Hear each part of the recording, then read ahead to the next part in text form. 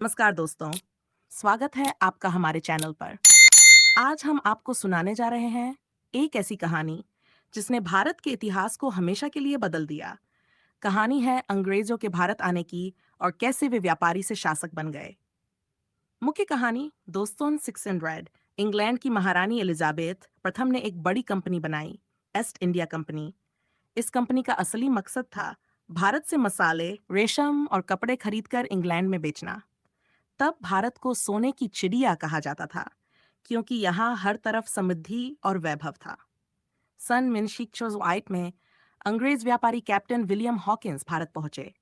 वो सूरत के बंदरगाह पर उतरे और मुगल सम्राट जहांगीर से मिले, लेकिन जहांगीर ने उनकी मांग ठुकरा दी।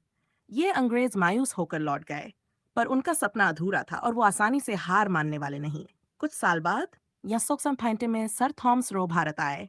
वो जहांगीर के दरबार में गए और अपनी चतुराई से व्यापार की अनुमति ले ली। यहीं से शुरू हुआ अंग्रेजों का भारत में असली प्रवेश। धीरे धीरे उन्होंने सूरत, मद्रास, बॉम्बे और कलकत्ता में अपने ठिकाने बना लिए। पहले वे सिर्फ व्यापारी थे, लेकिन अब उनकी नजर राजनीति पर भी थी। वे भारत की रियासतों की कमजोरी को समझने लगे थे। युद्ध और सत्ता का खेल दोस्तों, 1757 में हुई प्लासी की लड़ाई इतिहास का बड़ा मोड़ थी। इस लड़ाई में अंग्रेजों ने बंगाल के नवाब सिराजुद्दौला को हराया। इस जीत से बंगाल की अपार संपत्ति उनके हाथ लगी।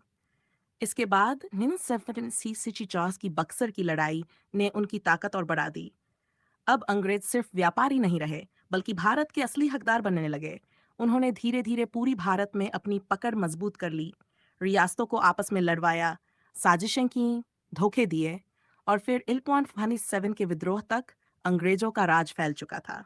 सोचिए दोस्तों, जो अंग्रेज मसालों की तलाश में आए थे, वही 200 साल तक भारत पर राज कर बैठे। हमारी धन संपत्ति, हमारी संस्कृति, सब पर उनका कब्जा हो गया। लेकिन भारतवासियों ने हार नहीं मानी, आजादी की लड़ाई छेड़ी और आखिरकार इंडिपेंडेंस वाज सेड में हम आजाद हुए।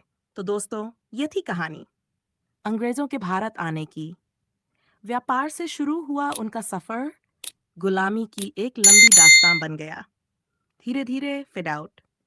अगर आपको ये कहानी पसंद आई हो तो वीडियो को लाइक करें, चैनल को सब्सक्राइब करें और अपने दोस्तों के साथ शेयर जरूर करें। धन्यवाद। अगर आप इस कहानी का पार्ट 2 देखना चाहते हैं तो कमेंट में लिखें पार्ट 2।